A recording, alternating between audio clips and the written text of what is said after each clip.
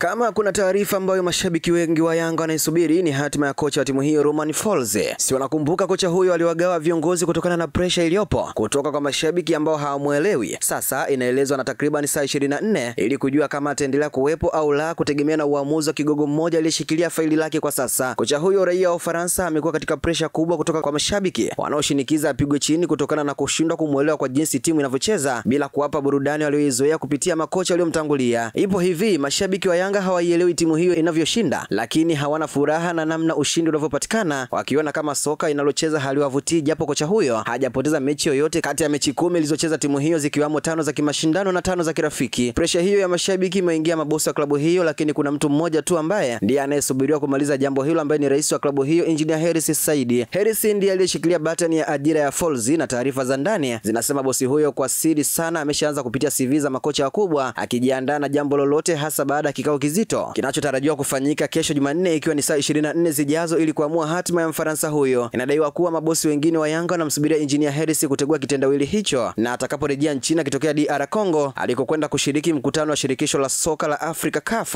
wakati wowote kuanzia kesho Jumanne kunaweza kutolewa msimamo mzito. Hersi bado hajaonyesha ni uamuzi gani atachukua, kumbakisha kocha huyo au kumsitishia mkataba akiendelea kuusoma mchezo, licha ya pressure hiyo ya mashabiki iliyokolezwa zaidi baada ya suluhu dhidi ya Mbeya City katika mechi ya ligi kuu bara iliyopigwa kwenye uwanja wa Sokoine Mbeya. Nikinukuu chanzo hicho kutoka ndani ya Yanga, kimesema kuwa unajua, rais tu ndiye mwenye uamuzi wa mwisho. Wapo ambao wameongea naye ambao hawakubaliani na kocha na waelewa, lakini wapo wanaokubaliana na kocha, amewasikiliza na amekubaliana nao. Sasa uamuzi gani atachukua, hapo ndio hatujafahamu. Tunamsubiri arudi huko DR Congo, ndipo tutajua uamuzi gani utachukuliwa, kama ataondoka au vinginevyo. Jambo linalochanganya ni tunaambiwa rais ameshaanza kusaka kocha taratibu. Mwisho kunukuu. Wakati pressure ikiwa hivyo, Folz mwenyewe alikuwa arejea nchini jana Jumapili kutoka Afrika Kusini alikokwenda kwa mapumziko ya muda mfupi. Folz alijipa mapumziko na kutoa pia kwa timu nzima kwa muda wa siku 3, ambapo leo anatarajia kurudi kazini kuendelea na maandalizi ya mechi zijazo za raundi ya pili ya ligi ya mabingwa Afrika na ligi kuu. Yanga imepangwa kuvana na Silver Strikers ya Malawi kati ya Oktoba 17 mpaka 26 kusaka tiketi ya kwenda makundi kwa mara ya 3 mfululizo baada ya kucheza hatua hiyo misimu miwili iliyopita.